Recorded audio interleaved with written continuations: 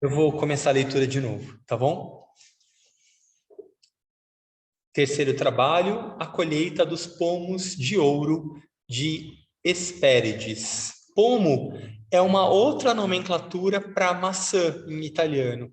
Pode ser mela ou pomo. Então, no fim das contas, é uma maçã dourada. O grande ser que presidia no interior da Câmara do Conselho havia observado os trabalhos do Filho do Homem, que é um filho de Deus. Ele e o instrutor viram abrir-se diante do homem o terceiro grande portal, que revelava uma nova oportunidade para seguir o caminho. Observaram como o trabalhador se ergueu e se preparou para iniciar a tarefa. Mandai que guardem a árvore sagrada. Deixai que Hércules desenvolva o poder de buscar sem desfalecimentos, sem fraude ou excessiva pressa. Que a perseverança seja agora evocada. Até agora ele tem agido bem. E assim a palavra de ordem foi enviada. Num longínquo país crescia a árvore sagrada, a árvore da sabedoria, que produzia as maçãs de ouro de Hespérides. A fama destes doces frutos alcançara terras distantes, os quais eram desejados por todos os filhos dos homens, que se reconheciam igualmente como filhos de Deus. Então, aqui a gente já tem algumas pistas, né? Na apresentação que eu fiz, quando eu coloquei no meu Instagram, nos grupos, eu falei que esse era um dos trabalhos que tinham mais símbolos. E é o trabalho relacionado ao signo de Gêmeos. O signo de Gêmeos é um signo regido por Mercúrio, assim como Virgem. E é um signo de ar, assim como Libra e Aquário. Essa combinação de Mercúrio ou Hermes, né, que era o deus do conhecimento, né, com o ar, promove uma grande quantidade de conhecimento, promove uma busca por conhecimento. Então, naturalmente, sendo o trabalho de Gêmeos, sendo o trabalho de Mercúrio e do ar, seria natural que tivessem muitos símbolos. Se a gente for pensar, Gêmeos faz parte da cruz mutável, assim como Virgem, Sagitário e Peixes. A cruz mutável tem a ver com o desenvolvimento da personalidade, mas não só isso.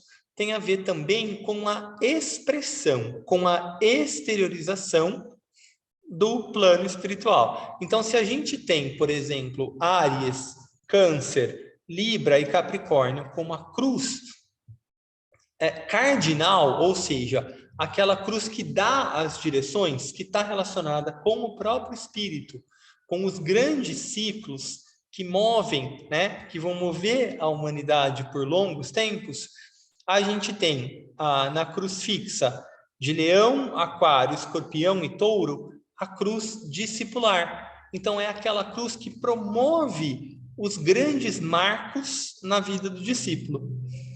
Se relaciona com o segundo raio ou com o aspecto consciência.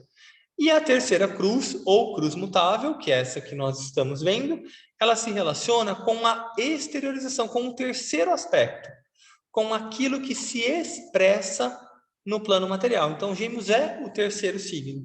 A gente viu que em Áries foi plantada uma semente, né? O início do ano astrológico. Em Touro tem toda essa oportunidade de transformação, de iluminação. E em Gêmeos é como se isso tudo fosse espalhado, trazendo para o nosso dia a dia, é um momento de orientação, de reorientação da nossa vida de personalidade. Então, tem muito a ver também com os nossos hábitos, com os nossos valores, com como a gente pode acessar aquilo que foi alcançado em Áries, em Touro, e agora efetivamente colocar em prática.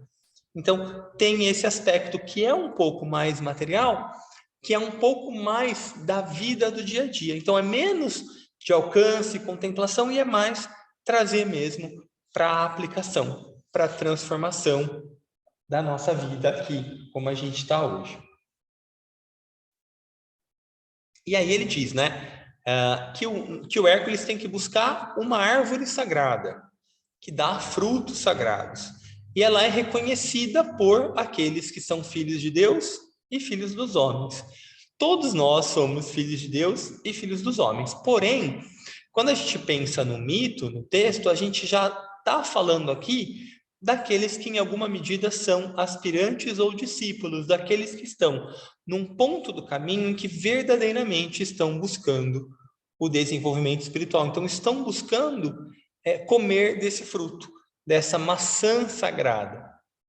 Lembrando que a gente pode fazer várias analogias e lembrando que a Eva comeu uma maçã voluntariamente, né? Então, ao morder a maçã por escolha própria, a nossa mônada escolheu o caminho de mergulhar na matéria. Agora, né, é uma busca para comer de novo uma maçã, só que uma maçã que vai nos orientar num caminho de desidentificação da matéria e de identificação com a consciência e, posteriormente, com o espírito. Então, é uma outra qualidade de maçã, mas a gente pode fazer uma analogia com esse mesmo fruto e pensar que agora é a roda inversa, né? Na astrologia clássica, a gente diz que de Áries a Peixes é o desenvolvimento natural do ser humano. E quando a gente pensa de Peixes para Áries, né, o inverso, a roda inverte. Então, é como se fosse um outro tipo de desenvolvimento, um desenvolvimento mesmo consciencial. Então, aqui a gente pode pensar nessa brincadeira, se a gente puder dizer assim, né? Ou nessa troca, né? Então, uma maçã desce, a outra maçã é um marco de subida. Tudo bem até aqui? Seguimos, então. Mostrai-me o caminho, ó mestre da minha alma. Eu busco as maçãs e preciso delas urgentemente para meu uso. Mostrai-me o caminho mais rápido e eu irei. Então aqui a gente pode ver também que o nosso herói está bem no começo do seu desenvolvimento, né? Esse é o terceiro trabalho. E a gente também reconhece que temos, às vezes, essa atitude, né, como aspirantes, da gente querer logo a nossa iluminação, a gente precisa urgentemente alcançar uma sabedoria, uma compreensão maior, né? Mostrar-me o caminho. Então, aí o Hércules tem uma fala bem de um aspirante, de alguém que está realmente aspirando conhecer mais, saber mais, se modificar. E essa aspiração é muito importante no nosso desenvolvimento, porque ela é um combustível e ela indica que a gente realmente está interessado em uma compreensão maior. É dito que os grandes instrutores do lado interno observam muito a nossa pureza, e é só quando a gente apresenta uma pureza genuína que os grandes seres começam, em alguma medida, a nos orientar, mesmo que não seja diretamente, a irradiar, a impressionar a nossa aura, trazendo algo mais. Então, essa pureza que o Hércules apresenta aqui, embora seja, de certa forma, infantil, ela é muito benéfica. Ela mostra que existe realmente uma intenção genuína de transformação, que é muito importante. Aí o instrutor diz: não dessa maneira, meu filho. O caminho é longo. Apenas duas coisas te confiarei, e então caberá a ti provar a verdade do que digo. Lembra-te que a árvore sagrada é muito bem guardada. 3 belas donzelas cuidam dela carinhosamente, protegendo muito bem os seus frutos. Um dragão de 100 cabeças protege as donzelas e a árvore. Guarda-te das forças grandes demais para ti. Guarda-te das astúcias demasiadamente sutis para a sua compreensão. Então aqui o mestre já meio que falou, ó, segura a onda aí, hold your horses, como dizem os americanos. Né? É uma árvore bem guardada, tem 3 donzelas, a gente vai falar um pouquinho melhor delas para frente, tem um dragão, né? Tem forças que são grandes demais para ti, e o caminho é longo. Então vai um passo de cada vez. Fica bem atento. A segunda coisa que eu te diria é que tua busca te levará aonde 5 grandes provas te encontrarão no caminho. Cada uma delas te proporcionará um campo de ação para sabedoria, compreensão, habilidade e oportunidade. Observa bem. Temo, meu filho, que fales em reconhecer esses pontos no caminho. Mas isso só o tempo dirá. Que Deus acelere a tua busca. Então, assim, o mestre se despede do Hércules e dizendo para ele, olha, eu temo que você fale. Por quê? Porque é uma possibilidade. Todos nós, em alguma medida, falhamos enquanto estamos buscando o nosso desenvolvimento espiritual. Em alguma medida, é possível que a gente realmente se atrapalhe, se perca, e está tudo bem também, né? A gente está aprendendo. O que é legal é a gente observar, é a gente estar consciente, estar atento, para que a gente, se der uma derrapadinha, que a gente consiga logo voltar aí para o nosso prumo, né? Para o nosso caminho de volta. Então aqui o mestre já prepara, já fala, olha, então tá, talvez você fale, mas tá tudo bem. Cheio de confiança, pois que, indiferente ao sucesso ou fracasso, Hércules pôs-se ao caminho, seguro de si, de sua sabedoria e da sua procura à árvore sagrada. Mas não encontrou. Então aqui um ponto importante, né? Passou pelo terceiro portal em direção ao norte, percorreu a terra à procura da árvore sagrada, mas não encontrou. Perguntava a todos os homens que encontrava, mas nenhum pôde guiá-lo no caminho. Nenhum conhecia o lugar. O tempo passava e ele ainda procurava, vagando de um lado para o outro, retornando sobre os próprios passos ao terceiro portal. Triste e desencorajado, ele ainda procurava por toda parte. O mestre, observando de longe, enviou Nereu para ver se ele podia auxiliar. Então, um ponto importante aqui que eu ia falar. O norte é para onde a bússola aponta, né? A gente às vezes diz, eu estou desnorteado. Eu estou precisando ou eu estou procurando um norte. Então, o norte é um local para cima, para o alto. Então, Hércules começou por lá, mas não encontrou nada. Aí o mestre, percebendo isso, enviou um discípulo seu para tentar orientar aquele aspirante. E isso frequentemente acontece, né? A gente fica procurando mestres, mas no fim das contas, se a gente tiver uma aspiração sincera, a gente não vai encontrar mestres aqui no plano material, mas a gente vai encontrar outros aspirantes um pouco mais experientes que a gente, ou discípulos. E se a gente tiver muito merecimento, a gente vai encontrar talvez um iniciado, que é bem mais difícil. Mas, né, nunca se sabe. Então, é muito importante a gente reconhecer aqui esse ponto, né? Porque um discípulo, o Nereu aqui, era um intermediário do mestre. Nereu, muitas vezes, se aproximou, sob várias formas e diferentes palavras de verdade. Mas Hércules não reagia a elas, nem sequer reconheceu como o tipo de mensageiro que ele era. Apesar do seu discurso habilidoso e dono da profunda sabedoria de um filho de Deus, Nereu fracassou, pois Hércules estava cego. Não reconheceu a ajuda tão sutilmente oferecida. Finalmente, retornando com tristeza ao mestre, Nereu falou sobre o fracasso. Terminou a primeira das 5 provas menores, replicou o instrutor. E o fracasso é a marca dessa etapa. Que Hércules prossiga. Então, olha só que interessante, né? Como os trabalhos de Hércules, eles se relacionam muito com a gente. Hércules estava tão cego, tão obcecado na sua busca, que ele não percebeu não reconheceu aquela ajuda.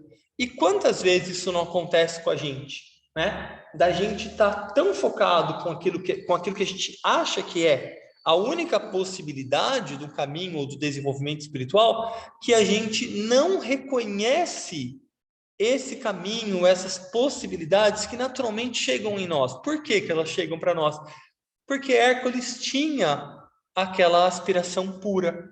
Então, uma vez que a gente tenha, de novo, a importância da aspiração, uma aspiração genuína de desenvolvimento, de prosseguir, de servir, então o caminho aparece. Só que a gente precisa estar atento para que a gente consiga reconhecer que essa ajuda está chegando até nós, senão, infelizmente, a gente não vai reconhecer. E as oportunidades vão passar, como muitas vezes passam. Então, primeira parte da prova foi marcada pelo fracasso. Não encontrando a árvore sagrada no caminho do norte, Hércules partiu em direção ao sul, que é o oposto do norte. E no lugar da escuridão, continuou sua busca. Por que no lugar da escuridão? Porque se o norte aponta para a alma, o sul é a prova da personalidade. Tal qual em Touro, a gente tem o caminho da iluminação, em Escorpião, a gente tem o caminho das provas. Então, aqui, simbolicamente, o norte representa a possibilidade real de iluminação, que infelizmente foi perdida pelo nosso herói, e agora ele vai para o sul, que aí a chance dele cair numa armadilha é muito maior. Continuou, então, sua busca. Primeiro, sonhou com um rápido sucesso. De novo, né? Mas Anteu, a serpente, atravessou-lhe o caminho e lutou com ele, vencendo-o a cada investida. Então, a serpente, ao mesmo tempo que pode ser um símbolo de iluminação, de sabedoria, ela é muitas vezes associada às ilusões. A gente vai ver depois que Hércules vai ter que enfrentar no trabalho do escorpião justamente uma serpente muito mais poderosa que a hidra de 9 cabeças. Mas aqui ele encontra uma outra serpente, Anteu, que infelizmente vai vencendo e golpeando o nosso herói. Ela guarda a árvore, disse Hércules. Isso me disseram. Portanto, a árvore deve estar aqui por perto. Preciso derrubar sua guarda e, assim, destruindo-a, vencê-la e arrancar os frutos. Contudo, lutando com todas as forças, ele não vencia. Então, aqui de novo, né? Ele peca em alguns detalhes. O mestre diz que é um dragão de 100 cabeças e não uma serpente, né? Embora ambos sejam répteis, então tem uma semelhança como o astral faz com a gente, né? A gente é iludido pelo astral porque o astral distorce a realidade, mas em si conserva em alguma medida essa realidade, por isso que é tão atrativo e distorcido. Então o nosso herói se confunde no detalhe. E o que ele diz? Eu preciso vencê-la. E então arrancar, né? Mostra aí, de novo, né? Uma agressividade emocional, um aspecto rudimentar. Ele não precisa arrancar, né? Se ele conquistar o direito à sabedoria, a sabedoria vai ser entregue a ele. Mas no afã, no ímpeto dele, ele ainda não consegue ter essa visão. Onde está meu erro? Dizia Hércules. Porque Anteu pode vencer-me. Mesmo quando infante, eu destruí uma semente em meu berço. Com minhas próprias mãos, eu a estrangulei. Por que fracasso agora? Lutando novamente com todo o seu poder, ele agarrou a serpente em suas mãos, levantou-a ao ar, longe do chão, e viva, realizara o feito. Anteu vencida falou: virei novamente, com diferente disfarce, à entrada do 8º portal. Prepara-te para uma nova luta, que é o 8º portal, é o 8º signo, que é o signo de Escorpião. Então, olha só, de novo aqui uma pista, né? Então, embora ele tivesse ainda lá bem perdido, no meio de um monte de ilusões, ele tinha essa vontade genuína, essa aspiração, essa pureza de melhorar. Então, ele falou, poxa, por que eu estou errando? Ele se colocou a refletir, percebe? E aí, então, esse momento de reflexão é uma invocação. Então, a alma responde. quando a gente invoca sinceramente. E aí, o que ele faz? Ele eleva a serpente ao ar, tira ela do chão. Porque no chão, na matéria, as ilusões nos dominam. Quando a gente as eleva para o nível da racionalidade, para o nível da mente, então elas não podem mais nos dominar. E Hércules venceu Anteu, que falou, espera aí que a gente já vai se encontrar.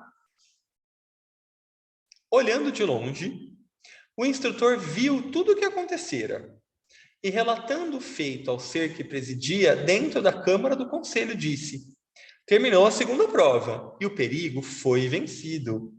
Neste ponto, o sucesso marca o seu caminho. E o grande ser que presidia disse que ele prossiga. Então, é muito interessante a gente pensar, né, que tem o mestre e tem o grande ser que presidia. Se a gente for pensar em termos esotéricos, esse grande ser que presidia pode ser relacionado com o iniciador. É dito que na primeira e na segunda iniciações, quem inicia cada discípulo é o próprio Cristo, e não aquele mestre que o está acompanhando, que de acordo com seu raio de alma, com o seu ashram, que ele vai começar depois no futuro a trabalhar, é quem começa a inspirá-lo, além da própria alma, claro. E aqui a gente vê, né? Então, ele tem um mestre, que é alguém que ele atraiu a atenção por conta dos seus grandes feitos, e tem ali aquele ser que está observando para, no momento exato, consagrá-lo com a iniciação, que é o grande ser que presidia. Então, como ainda muito no plano material, a nossa vida é dual. Então, teve um fracasso e teve um sucesso. Assim, a gente vai caminhando. Feliz, confiante, seguro de si e com renovada coragem, Hércules continuou a sua busca. Agora, voltou-se para o Ocidente. Também, de novo, né? O Oriente é onde a luz nasce. O Ocidente é também relacionado à vida de personalidade. Então, aqui também uma outra armadilha pode surgir. E tomando essa direção, encontrou o fracasso. Ele atirou-se ao terceiro grande teste sem pensar. E por muito tempo o fracasso atrasou seus planos, ou seja, de novo, ele foi impulsivo. Já tinha ali um ponto de alerta, que ele ia de novo mergulhar para um lugar escuro. E aí ele foi ainda sem pensar, ou seja, não usou dessa qualidade que é a mente reflexiva, analítica, ponderativa, né? Ele simplesmente se lançou, agiu emocionalmente. Aí a armadilha estava com um risco grande de acontecer. Pois lá, ele encontrou Bucíris, o grande arqui-enganador, filho das águas, parente próximo de Poseidon. Filho das águas já mostra de novo, a água é um elemento relacionado às emoções, às ilusões. Então ele encontrou um mestre das ilusões. Será que ele está pronto para vencer as ilusões? Acho que não, né? Ele atirou o seu terceiro grande teste aqui, Seu trabalho é trazer a ilusão aos filhos dos homens, através de aparente palavra de sabedoria. Então aqui tudo é simbólico. A missão ou o dharma do Bucíris é justamente trazer a ilusão. É uma prova, né? Assim como em Escorpião a gente vê que essa é a prova, a natureza da prova é provocar ilusão. E aqui a gente de novo, né? Ele traz palavras de aparente sabedoria. Lembra que o Cristo falava que iriam haver muitos falsos profetas? E quantas pessoas realmente tem hoje que trazem palavras de aparente sabedoria? Como é importante que a gente esteja atento para não apenas fixarmos o nosso olhar na aparência e procurarmos penetrar naquilo que é mais profundo, para reconhecer onde de fato há sabedoria. Porque hoje, ainda mais com as redes e mídias sociais, todo mundo se diz sábio. Todo mundo quer falar sobre alguma coisa. E a gente quer acreditar, né? A gente vive num momento de tantas crises que a gente tem essa esperança, né? Outro dia eu até brinquei com a Thalita, que a gente conheceu uma pessoa, e eu falei para ela, nossa, eu alguma coisa me chamou a atenção. Depois a gente viu que não tinha nada a ver. Aí eu falei, é porque a gente quer encontrar pessoas que se relacionem com a gente, que confraternizem com a gente, que comunguem dos mesmos ideais que a gente tem. E não é tão simples assim.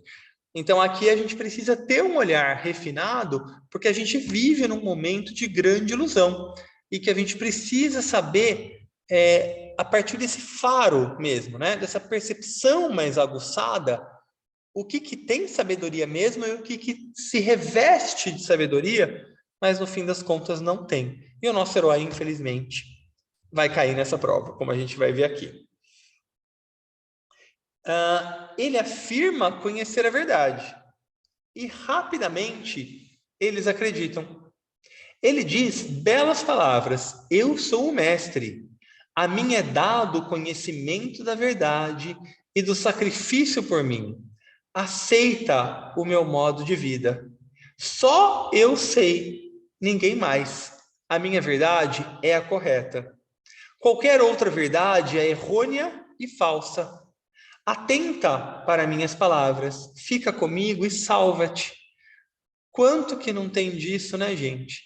Quanto que, infelizmente, a gente vê só uma religião salva, só o meu grupo é o bom, tudo que for diferente é contra mim ou eu sou contra. Quantas pessoas que se dizem falar em nome de um mestre? Quantas canalizações? Quantas pessoas clamando a verdade, ou clamando dizer a verdade? Né? É importante a gente ter os olhos abertos aqui.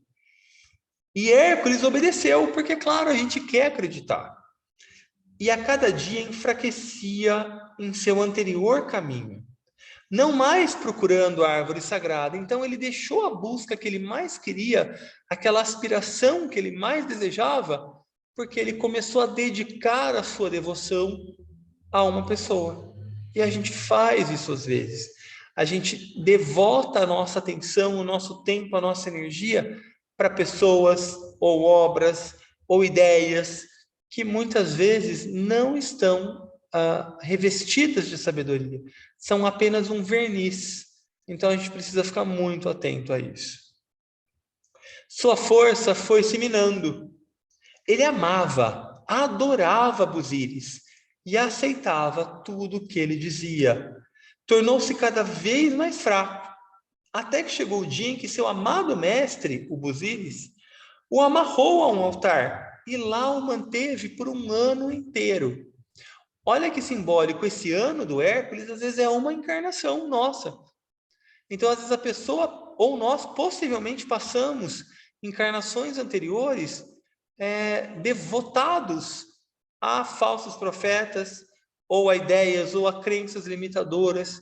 E um ano aqui, para quem tinha tanta pressa, um ano foi perdido, sem nenhuma busca, apenas numa devoção a um falso profeta, ou a um mestre das ilusões. E importante a gente ficar atento, né? Repentinamente, um dia, quando lutava por se libertar e lentamente começava a perceber quem Busíris realmente era, as palavras proferidas por Nereu há muito tempo lhe vieram à mente. A verdade está dentro de ti mesmo. No teu interior há um poder mais elevado, força e sabedoria. Volta-te para o teu interior e evoca a força que existe, o poder que é a herança de todos os homens que são filhos de Deus. Então, isso é a sabedoria. O Buda, que talvez tenha sido o ser que, tal qual o Cristo, foi a maior expressão de amor, o Buda talvez tenha sido o Filho de Deus com a maior manifestação de sabedoria, dizia: não acredite em mim, não acredite no que falam, acredite naquilo que fizer sentido para você, acredite no que está dentro de você. Então, se o maior dos mestres não queria uma devoção a ele, mas sim uma devoção ao seu próprio intelecto, ao seu próprio discernimento, ao seu próprio eu transpessoal, como é que a gente vai acreditar em algum ser que se diz o detentor da verdade? E quantas vezes a gente não faz isso? em alguma medida, seja num guia espiritual, seja numa entidade, seja num influencer de uma rede social, que a gente segue, às vezes, veementemente. Então, precisamos tomar muita atenção. E aqui o nosso herói foi percebendo que ele estava preso. E, claro, o que a gente pode pensar aqui? Que por que será que o Hércules foi percebendo? Porque mesmo enquanto ainda estamos distantes conscientemente da nossa alma, Hércules entrou num caminho, né? Ele tem toda uma história prévia. Ele leu todos os livros, ele matou os instrutores porque ele já estava pronto para prosseguir o caminho por si mesmo. Então, a gente, por um outro lado, também não deve se menosprezar. Se a gente chegou até esse ponto do caminho, a gente precisa saber que há, em alguma medida, por menor que seja, há um contato da nossa alma com a nossa mente, que vem sendo construído há algumas encarnações. Então, mesmo que a gente muitas vezes se permita cair na ilusão, a nossa alma já está dentro do seu processo de amadurecimento com os pés no caminho. Então, mesmo que ele tenha ficado um ano iludido, a alma, em algum momento, a alma aproveita qualquer conexão mínima que a gente faça para inspirar, para irradiar, para incentivar o desenvolvimento. Então, num desses momentos, a alma inspira a mente e fala: meu, tá dentro de você, cara, se liberta, né? E silenciosamente ele permaneceu prisioneiro sobre o altar, acorrentado aos quatro cantos. Ah, não, essa parte a gente já leu. Não, desculpa, não lemos ainda. Um ano inteiro, então. Então, com a força que é a força de todos os filhos de Deus, que todos nós temos essa força interna, ele rompeu suas amarras, agarrou o falso mestre, aquele que parecera tão sábio, e prendeu-o ao altar em seu lugar. Não disse uma palavra, apenas o deixou lá para que ele aprendesse. Então, o que ele fez? Ele não se vingou, ele não fez nada, mas ele colocou a ilusão onde ela tem que estar. A ilusão que por tanto tempo o prendeu, ele aprendeu, ou seja, ele parou de nutri-la. Né? A gente vai ver aqui que o mantra espiritual de Gêmeos diz assim: eu vejo o meu outro eu. Lembra que quem fala os mantras espirituais é sempre a alma. Então, a alma vê o outro eu, a personalidade. E no minguar desse, eu cresço e brilho. Então, a gente que está nessa vida dual, a gente precisa deixar de nutrir aquilo que engrandece a personalidade, especialmente as ilusões, e a gente precisa, então, ao deixar de nutrir, naturalmente o eu real cresce e brilha. Então, a gente vai ver que esse é um dos métodos do desenvolvimento, o deixar de nutrir, o deixar morrer por inanição. E é isso que o nosso herói faz aqui com o Nereu. Com o Nereu não, com o Busiris, perdão. O instrutor, que de longe observara, notou o momento da libertação. E voltando-se para Nereu, disse: a terceira grande prova está encerrada. Tu lhe ensinaste a enfrentá-la, e no devido tempo ele aproveitou a lição. Deixa-o prosseguir no caminho e aprender o segredo do sucesso. Mais contido, então ele já não estava com aquele ímpeto ainda, né? Um pouco mais maduro, um pouco observando mais as armadilhas do caminho. Embora ainda cheio de indagações, Hércules percorreu longas distâncias, sem um rumo certo ainda, prosseguindo em sua busca. Aprendera muito durante o ano que passara preso ao altar, e agora percorria o caminho com sabedoria. Então, de novo, né, pessoal, embora aparentemente tenha sido uma grande perda de tempo, ele aprendeu com isso. Ele aprendeu que dentro dele está a verdade. Então, só por isso já valeu a pena. E, de novo, ele anda um pouco sem rumo. Por quê? Porque ele ainda não tem construída o seu antacarana, não tem construído a conexão com a alma. Então, ele ainda não tem um rumo certo. Está percorrendo, está buscando, igual a gente, né? Subitamente, ele se deteve. Um grito de profundo desespero atingiu os seus ouvidos. Alguns abutres, voando em torno de uma rocha distante, lhe chamaram a atenção. E, a seguir, ouviu novamente um grito. Deveria prosseguir o seu caminho ou procurar aquele que parecia necessitar de ajuda e assim retardar os seus passos? Ele ficou nessa dúvida. Refletiu sobre o problema do atraso. 1 ano ele já tinha perdido. Sentia a necessidade de se apressar. Então ele pensou, poxa, já perdi 1 ano aqui, preciso encontrar as maçãs. Mas, ouvia de novo o grito. E Hércules, em passos rápidos, acorreu em socorro do seu irmão. Então ele sabia ali que ele estava perdendo tempo, que ele não podia mais, mas o que ele fez? Ele foi em busca de socorrer aquela pessoa que estava sofrendo. E aí, então, sem saber, ele estava dando um grande passo em direção à sabedoria. Então, encontrou Prometeu, acorrentado à rocha, sofrendo terríveis agonias de dor que os abutres que lhe comiam o fígado lhe causavam e lentamente o matavam. Ele quebrou as cadeias e libertou Prometeu. Perseguiu os abutres até a distante toca e cuidou do doente, até ver curados seus ferimentos. Então, após longo tempo perdido, novamente pôs-se a caminho. Interessante a gente pensar que Prometeu, ele é um símbolo da própria humanidade. Por que o fígado? O fígado é um órgão que se regenera. Então, os abutres comiam o fígado, mas o fígado se regenerava. E isso mostra o ciclo de sofrimento que a humanidade vive. E a gente não pode esquecer que o fígado é um órgão relacionado ao plexo solar, que é o centro das emoções, que é onde a humanidade está polarizada. Então, Prometeu é a representação da humanidade que sofre, porque ainda não subiu para o coração, porque ainda está vibrando no plexo, porque ainda está relacionada apenas com os seus próprios problemas. E o nosso herói deu um grande salto quando ele deixa de procurar o que ele queria para ir em direção ao outro. Então, a gente tem uma pista gigante aqui, que é uma das chaves mestras para o nosso desenvolvimento espiritual, que é o serviço, que é o serviço abnegado, que é o autoesquecimento.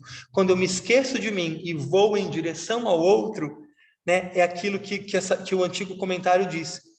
Quando renunciardes a tudo, tudo acharás. Quando renunciardes ao teu eu, encontrarás o teu eu superior. Então aqui, através do autoesquecimento, o nosso herói abandona a sua meta para ajudar o Prometeu, para ajudar a humanidade, no fim das contas.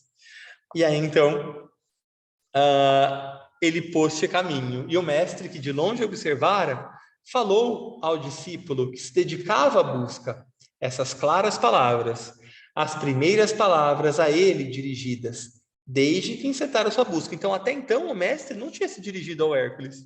Agora sim, ele se dirigiu. A quarta etapa no caminho para a árvore sagrada terminou. Não houve retardamento. Então, embora você talvez tivesse pensado que você retardou sua busca para ajudar uma pessoa, não. Pelo contrário. A regra que acelera todo sucesso na senda escolhida é: aprende a servir. Então, isso é para a gente, Às vezes a gente quer tanto o nosso desenvolvimento espiritual e o desenvolvimento espiritual se dá no autoesquecimento, no servir aos nossos semelhantes. Aquele que presidia no interior da Câmara do Conselho do Senhor comentou. Então, aí ele chamou a atenção do iniciador. Ele saiu bem. Continuai com as provas. Por todos os caminhos, a busca prosseguiu. De norte a sul, de leste a oeste, foi procurada a árvore, mas ainda não encontrada.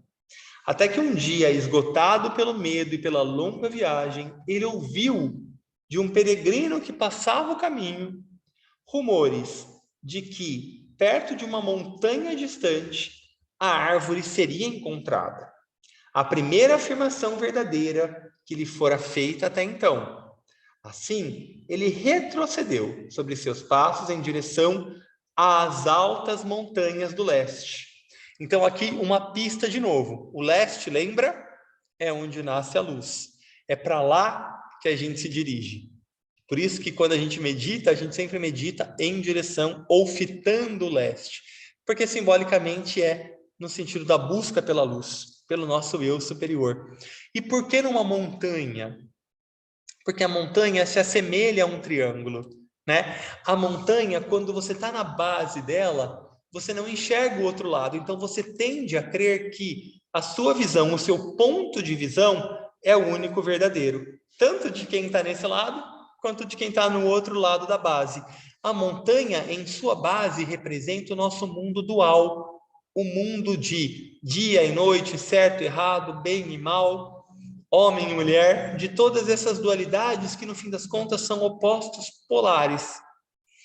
E quando a gente sobe a montanha, ou quando a gente vai na ponta do triângulo, a gente encontra um ponto de síntese entre as duas polaridades.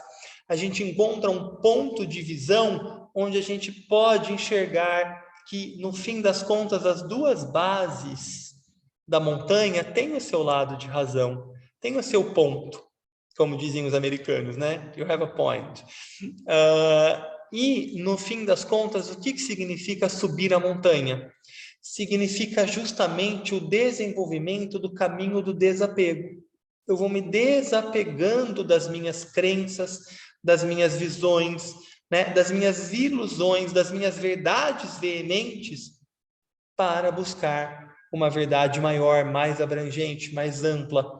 E é através da moderação que a gente vai ver melhor em Libra, que também é um signo de ar, assim como Gêmeos, que é através da moderação que a gente vai se desidentificando das nossas paixões, se desapaixonando para conseguir um ponto de síntese, tá?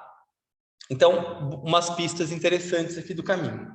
E num certo dia, brilhante e ensolarado, então brilhar também tem a ver com luz, ensolarado tem a ver com sol. O sol é o coração do sistema solar, é quem traz a vida, é quem traz a luz, quem traz o calor. Viu o objeto de sua busca e então apressou o passo. Aí, num momento então de luz, o que ele viu, o objeto da busca, a gente pode interpretar como um insight, né? Olhando, né, com aquele dia ensolarado, em contato com seu eu superior, pá, a alma trouxe um ahá, um insight, uma luz. Agora tocarei a árvore sagrada, gritou em meio à alegria. Ele teve uma visão e a visão da alma provoca em nós uma alegria, né? Montarei o dragão que aguarda, verei as belas e renomadas virgens, e então colherei as maçãs. Ele ficou cheio de entusiasmo. Entusiasmo é quando a gente é tocado pelo sagrado. Mas, novamente, foi detido por um sentimento de profunda tristeza. À sua frente, lá estava Atlas, cambaleando sob o peso do mundo às suas costas. A sua face estava vincada pelo sofrimento, seus membros vergados pela dor, seus olhos cerrados em agonia, mas ele não pedia auxílio. Ele estava ali resignado, carregando o mundo nas costas. Ele não viu Hércules, ele apenas estava lá, curvado pela dor, pelo peso do mundo. Trêmulo, Hércules observava e avaliava o quanto havia de peso do mundo e de dor.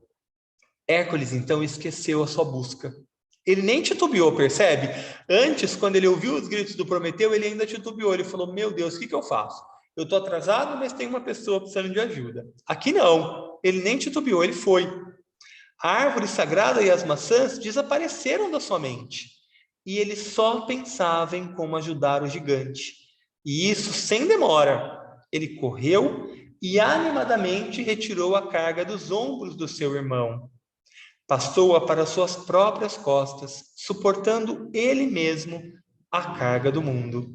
Cerrou os olhos, enrijeceu os músculos sob o esforço, e então, eis que a carga se desprendeu e ele estava livre, tal qual Atlas. Então, olha só, quem que é o Atlas? Quem que é esse gigante que carrega o mundo sem pedir auxílio? É a própria hierarquia espiritual, são os grandes seres, são os irmãos mais velhos da humanidade, são aqueles que foram salvos no último julgamento. É a própria grande fraternidade branca, representada no Atlas. Então, o que o nosso herói fez? Ele nem titubeou, ele foi lá e se colocou para ajudar. É isso que a gente deve fazer. A gente deve não querer a gente salvar o mundo, mas a gente deve querer ajudar os grandes seres. E como é que a gente pode ajudar os grandes seres? Sendo exemplos aqui no mundo material, reproduzindo a sua sabedoria, agindo de forma a servir os nossos irmãos que nos procuram, a nossa irmã humanidade, tanto de forma externa quanto de forma interna, como a gente está fazendo aqui. Refletindo sobre a sabedoria, criando formas, pensamento, lendo as escrituras sagradas. É assim que a gente pode ajudar Atlas ou ajudar a grande hierarquia. Então a gente não tem que a gente querer salvar o mundo, a gente tem que ajudar aquele que já está fazendo o seu trabalho de forma silenciosa, sem pedir ajuda, como são os grandes seres, como é a hierarquia espiritual, a grande fraternidade branca. Então, vendo esse ato de pureza, abnegado, que nem titubeou em ajudar, as mãos estendidas num gesto de amor, o gigante ofereceu a Hércules as maçãs de ouro. Então, de novo, quando renunciar a tudo, tudo acharás. Era o fim da sua busca. As três irmãs trouxeram mais maçãs de ouro e também as depositaram em suas mãos. A Egle, a bela virgem que é a glória do sol poente, disse-lhe ao pôr em suas mãos a maçã: o caminho que traz a nós é sempre marcado pelo serviço. Atos de amor são sinalizações do caminho. Então, Eritéia, a guardiã do portal que todos devem atravessar antes de se apresentarem a sós diante do grande ser que presidia, deu-lhes uma maçã, na qual estava inscrito em luz a palavra de ouro: serviço. Lembra-se disso, disse ela, jamais te esqueça. Pelo último veio Héspero, a maravilha da estrela vespertina, que com clareza e amor disse: vai e serve. A partir de hoje e para sempre, Palmíria o caminho de todos os servidores do mundo. Então eu devolvo essas maçãs para aqueles que virão, disse Hércules, e retomou o lugar de onde viera. A gente pode fazer uma analogia que as três irmãs são as próprias qualidades espirituais, cada uma delas com uma qualidade da alma. E o nosso herói, então, encontrou tudo o que ele precisava, que era o caminho da iluminação, que era entender que como é que a gente deixa um crescer e o outro minguar. Cada vez que a gente serve os nossos irmãos, que a gente serve a humanidade, a gente faz o nosso eu superior crescer. E quando a gente, ao servir, pratica o autoesquecimento, a nossa personalidade vai minguando. Então, percebe? A gente, claro que tem que se conhecer, claro que tem que se observar, claro que tem que acolher, se transformar, claro que a gente precisa dedicar um tempo para a autoobservação. Mas, ao mesmo tempo, a gente precisa dedicar um tempo para servir os nossos semelhantes. E aí, então, ao servir, o nosso eu inferior mingua e o nosso eu superior cresce. Então, o nosso herói encontrou tudo que ele precisava. Então, as maçãs que ele queria tanto, ele deixou lá para o próximo buscador. Porque a sabedoria que as maçãs representavam, ele já tinha encontrado, que era o serviço, que era o minguar da personalidade e o fazer crescer do eu espiritual. Apresentou-se diante do mestre, então, e relatou tudo o que havia acontecido. Este dirigiu-lhe uma palavra de aprovação e, a seguir, apontando para o quarto portal, disse-lhe: atravessa aquele portal, captura o gamo e entra novamente no lugar sagrado. Então, assim, o nosso herói encontrou as maçãs da sabedoria, que eram, no fim das contas, o serviço à humanidade. Esse é o caminho do desenvolvimento da sabedoria. Tudo bem para vocês? Comentários, partilhas? Alguém gostaria de dizer alguma coisa ou se tiver alguma dúvida, a gente vai conversando. É muito bonito esse trabalho, né? Nossa, Paulinho, eu tô encantada com É essa aula lindo, de hoje. Eu né? tô assim, nossa, eu sabia que eu tinha que assistir hoje. Eu tô sempre querendo, nunca vou. Mas, meu Deus, caiu como uma luva. Foi assim, eu tô assim ainda sem palavras, porque, meu Deus, tá. Eu anotei tudo, quase tudo, mas eu achei que fechou tanta coisa com os meus questionamentos da semana que foram lindo, gratidão. Esse é um dos trabalhos que eu mais gosto também, porque ele se assemelha muito com a gente, né? Com o ponto que a gente está, e então é para a gente, no fim das contas, não é, é bem prático, né? E, e ao mesmo tempo a gente pode observar, e se a gente tiver clareza, a gente pode não cair tanto na ilusão já, né? A gente já deve ter feito isso em outras vidas.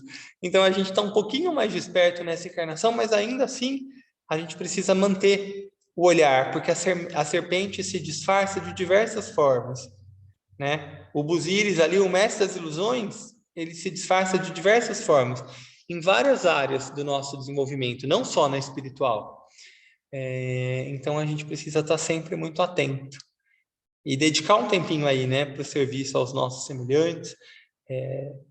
Tem alguns ensinamentos que dizem que a gente deve dedicar uma parte do nosso serviço subjetiva e uma objetiva. Então a gente deve, subjetivamente, o que é? Através das nossas meditações, através de grupos de estudos mais fechados, como, por exemplo, a gente tem na segunda-feira, mas também a gente precisa dedicar um tempo para movimentos externos, né? Sejam os trabalhos voluntários, enfim, é importante a gente mesclar isso, né? Que a nossa presença, ela deve ser aqui no planeta uma fonte de luz subjetiva, mas também deve ser uma presença inspiradora, encorajadora, de expressão do amor.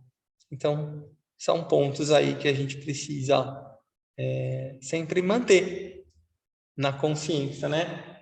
Na mente, para que a gente siga o nosso caminho de desenvolvimento, e muito mais do que seguir o nosso caminho de desenvolvimento, que a gente realmente encontre nos nossos irmãos um sentimento de irmandade, né? Apesar das diferenças que com certeza vão se apresentar a partir de pontos mesmo de desentendimento ou de visão diferentes que marcam a vida de personalidade, é importante ainda assim que a gente consiga reconhecer essa fraternidade, essa irmandade.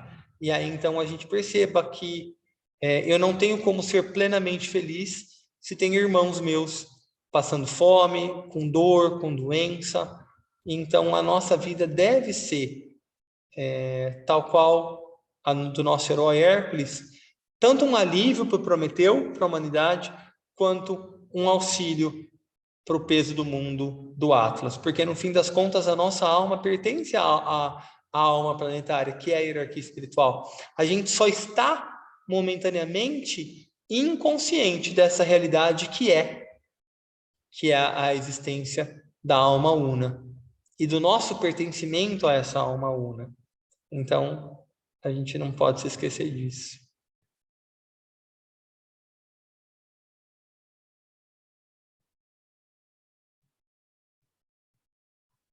Tudo bem até aqui?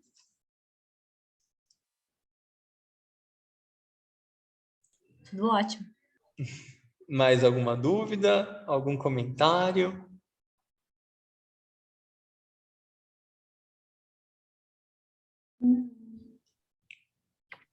A gente só fica pensando bastante, né?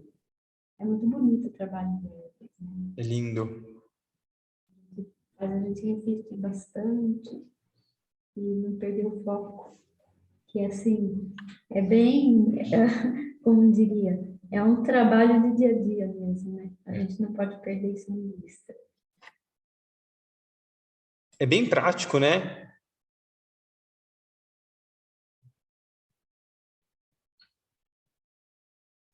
Rê, você tinha aberto o microfone, quer falar alguma coisa?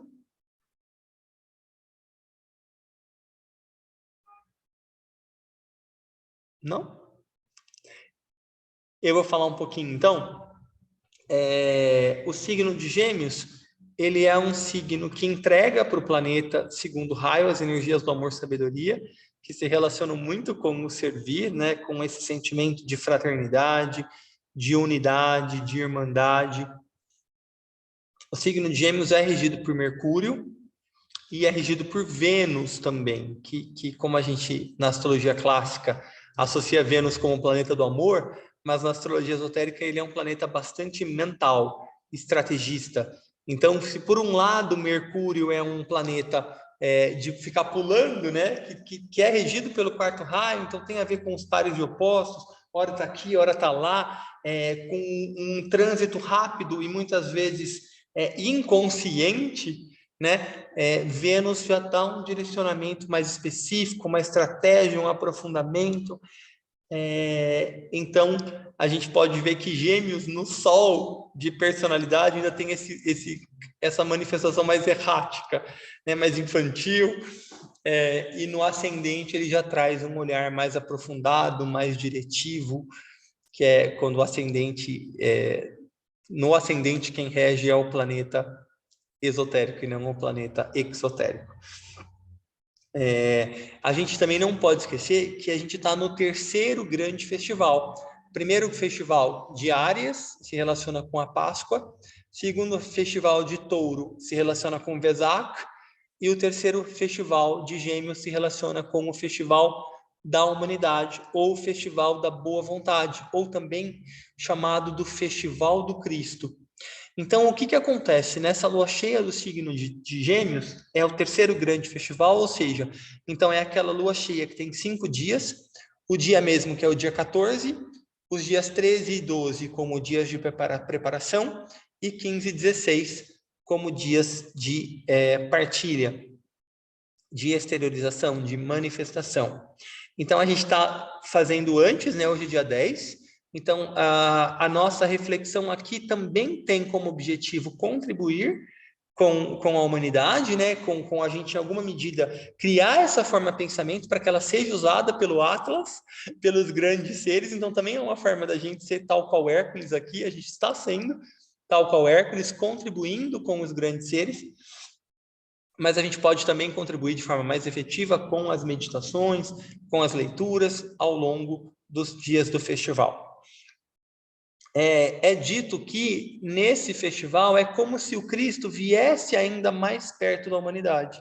Então é muito importante que a gente atue como parte do novo grupo de servidores, como aquele grupo que auxilia a elevar os clamores, as angústias, as aspirações da humanidade até os grandes seres. Então, é muito importante a gente perceber nesses dias de preparação, além da nossa próprio desapego, né, das nossas próprias renúncias, de deixar o nosso eu inferior minguar, perceber quais são os aspectos que precisam morrer e quais são aqueles que podem e estão prontos para crescer em alguma medida que seja, mas é importante também a gente observar a humanidade, né?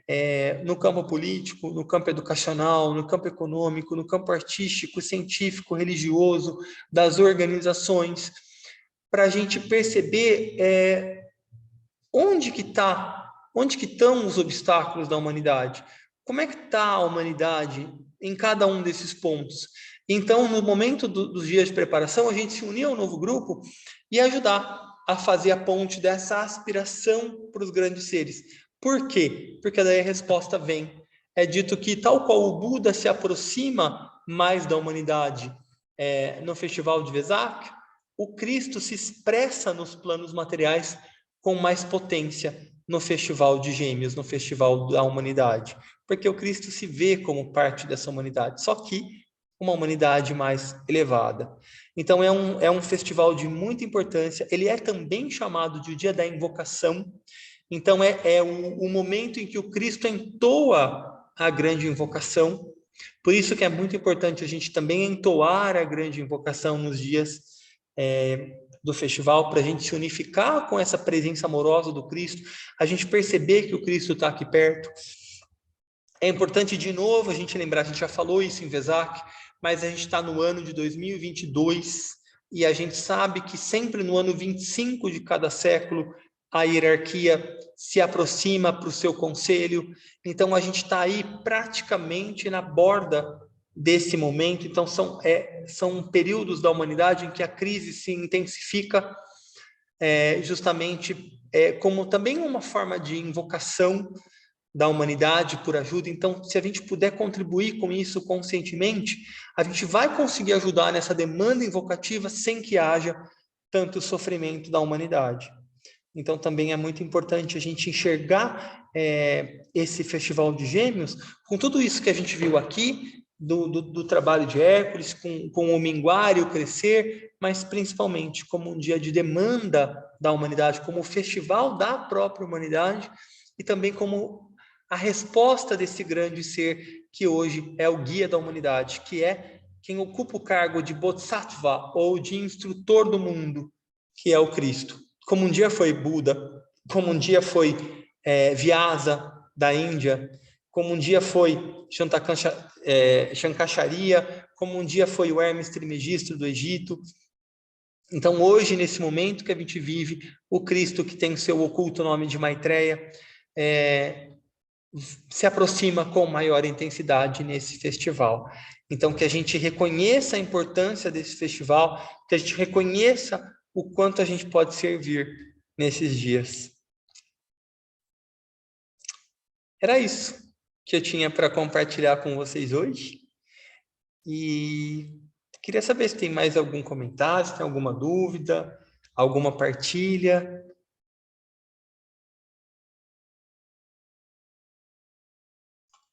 Paulinho. Oi, querida. Tudo bom? Bem, você? Bem também. Vou ficar aqui escondidinha porque eu fiz um procedimento, estou com um hematomazinho no olho, vai assustar o pessoal.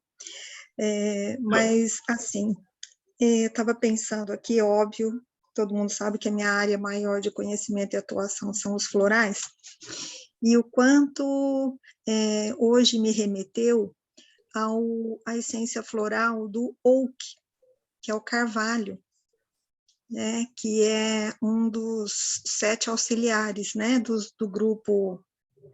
segundo grupo de essências que o Dr. Bach encontrou. E a pessoa oak, né, a personalidade oak no seu desequilíbrio é aquela que está hiper sobrecarregada, que não consegue entrar em contato consigo, porque vive carregando o mundo nas costas. Então, o oak, para mim, é muito Atlas, que foi aí mais o final do que você disse.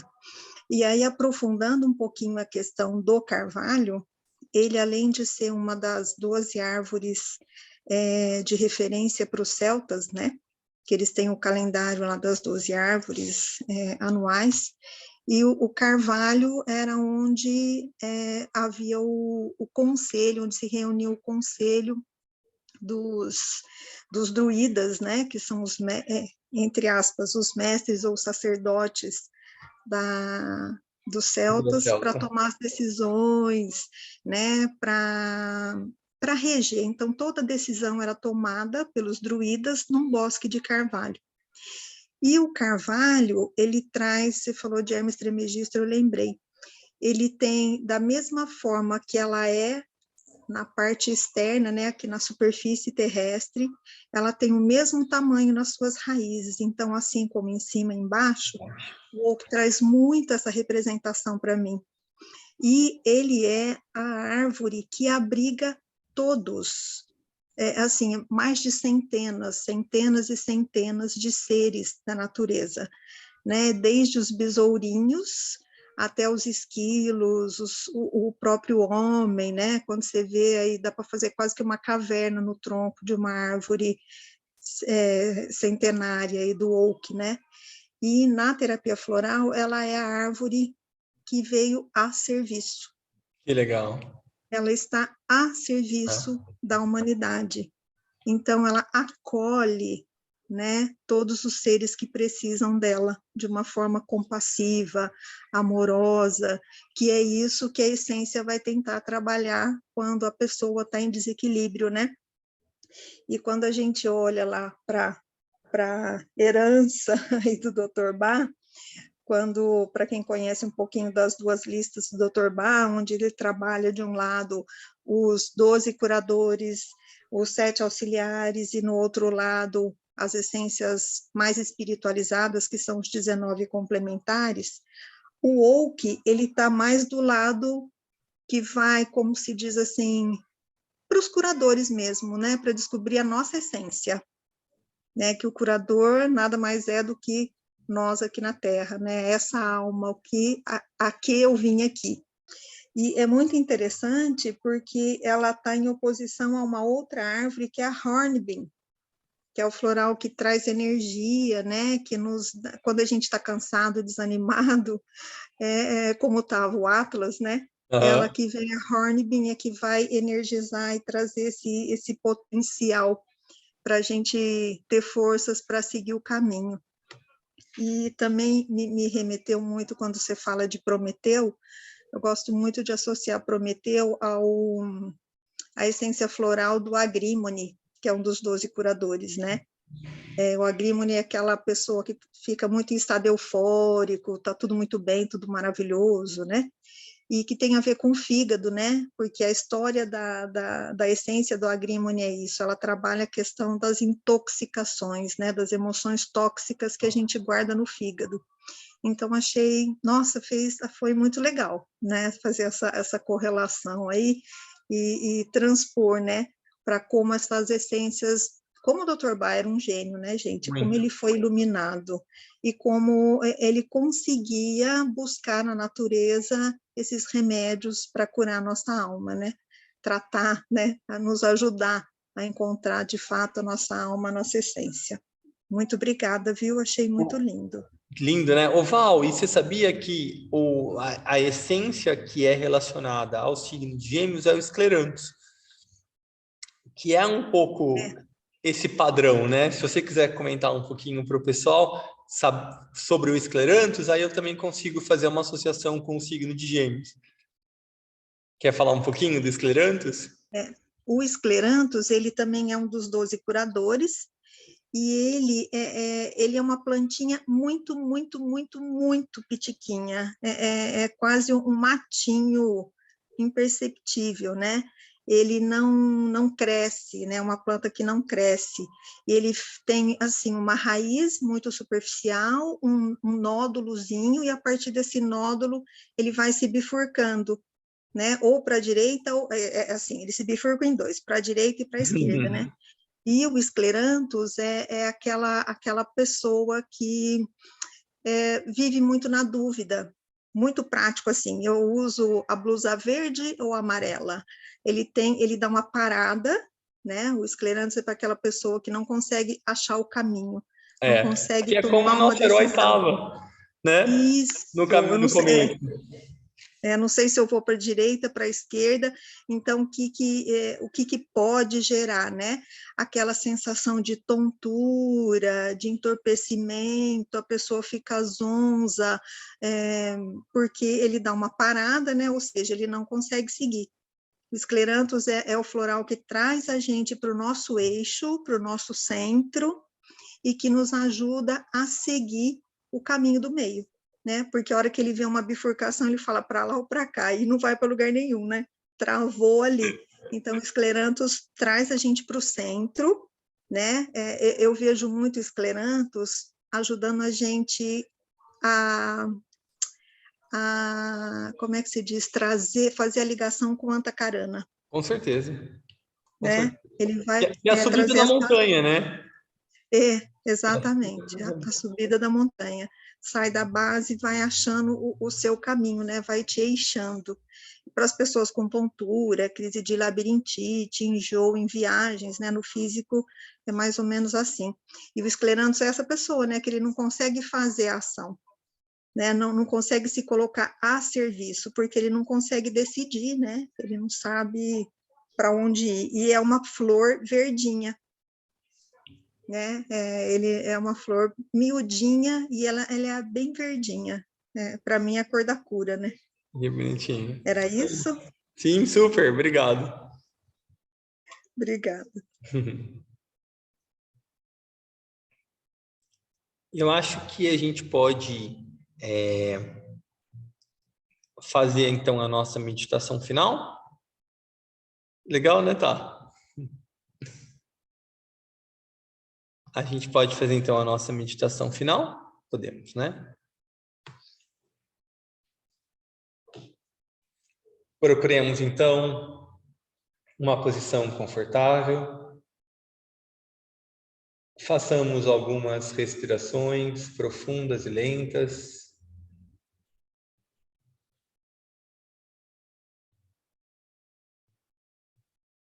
Tragamos a atenção de volta ao ponto entre as sobrancelhas.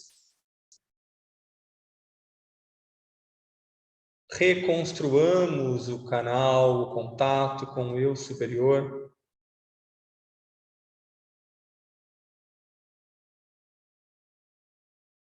Conectando-nos com a luz, com o amor e com a vontade.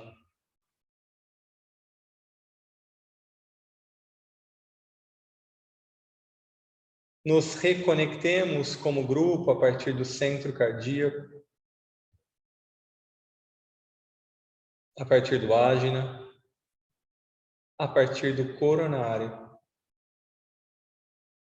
E visualizemos a alma grupal, invocando o seu amor, sabedoria.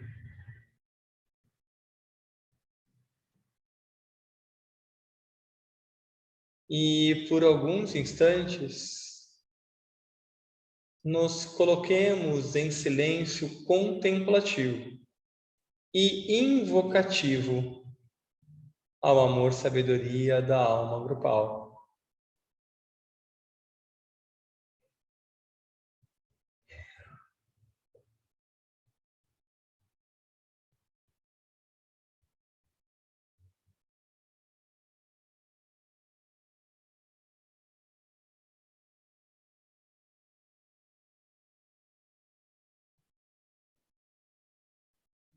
E inspirados por seu amor, sabedoria, nós refletimos como grupo, relembrando os principais acontecimentos ou fatos do mito.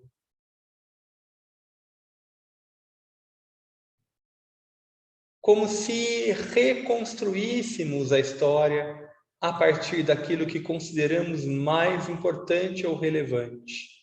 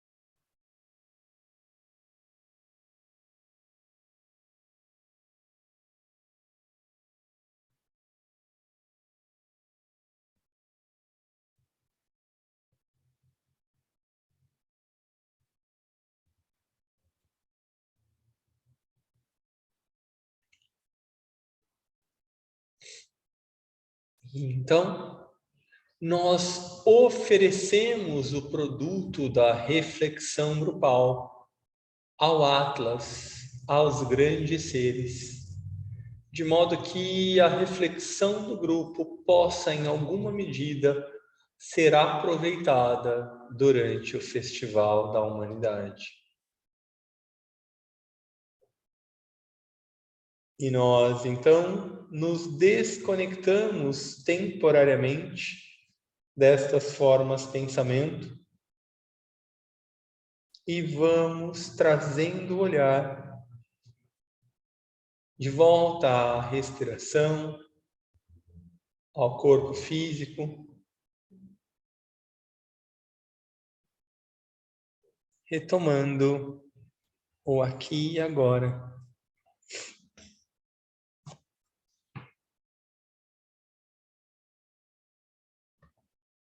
Todos bem? E Sim. Bom, que tenhamos todos uma excelente noite, um excelente final de semana, nos preparando já para o festival. Um fraterno abraço e muito obrigado por mais um dia de serviço compartilhado. Gratidão. gratidão, Paulinho. Gratidão a todos. Obrigada. Gratidão, pessoal. Gratidão, Paulinho. Boa noite. Obrigadão. Adorei. Boa noite. Beijão a todos. Beijão, Paulinho.